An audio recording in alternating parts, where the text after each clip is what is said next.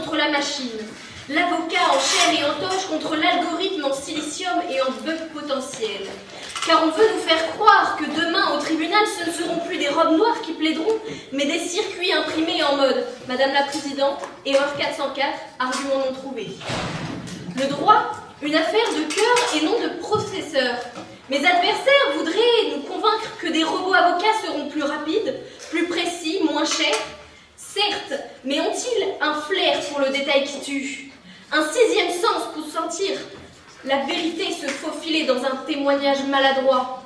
Peuvent-ils, avec un simple regard, capter l'émotion d'un témoin nerveux ou la feinte d'un adversaire roublard?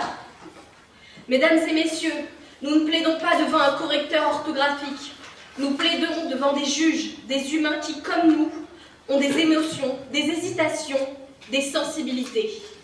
Et la justice, ce n'est pas une science exacte.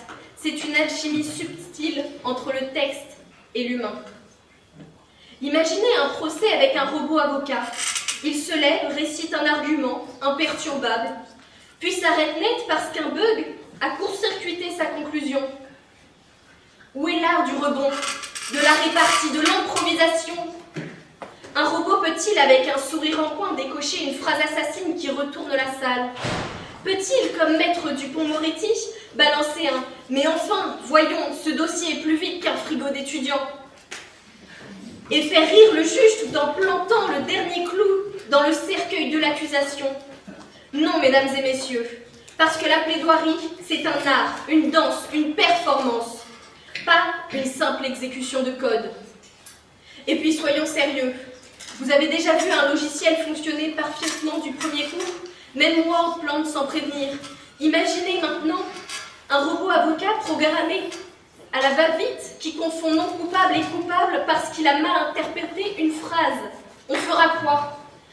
On l'enverra en mise à jour et son client, lui, il fera appel à un avocat humain pour corriger l'erreur, rappeler l'humain en urgence quand la machine aura cafouillé. Soyons logiques, restons humains. Enfin, mesdames et messieurs, demandons-nous une chose. Qui a écrit nos grandes lois? Qui a pensé la justice? Qui l'a façonnée, améliorée, peaufinée au fil des siècles? Des humains. Alors pourquoi diable laisserions-nous une intelligence artificielle, incapable de comprendre ce qu'est la justice, au fond, nous dire comment l'appliquer? Ce serait comme demander à un GPS de rédiger un roman. Il connaît la route, mais il ne comprend pas le voyage. Alors au nom de la justice vivante, humaine, imparfaite, mais belle dans son imperfection, je vous le dis, les robots avocats ne mettront pas la robe noire au placard. Parce que la robe, ce n'est pas qu'un vêtement, c'est un symbole. Et tant que nous aurons des causes à défendre, des histoires à raconter et des clients à défendre, ce ne sera pas un amas de circuits qui viendra nous voler la vedette. Je vous remercie.